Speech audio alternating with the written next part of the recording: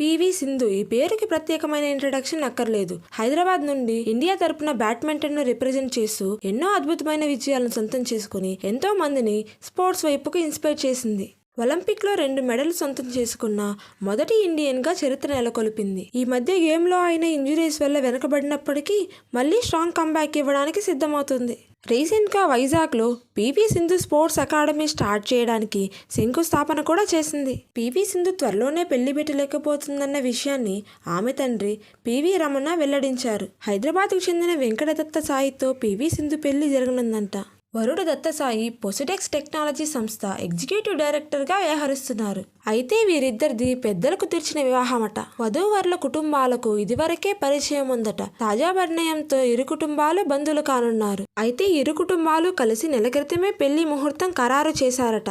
వచ్చే జనవరి నుంచి సింధుకి busy schedule ఉండడంతో అందుబాటులో ఉన్న ఈ నెలలోనే వివాహం జరిపించాలని నిర్ణయం తీసుకున్నారట. పెళ్లి వేడుక ఉదయపూర్లో నిర్వహిస్తారట.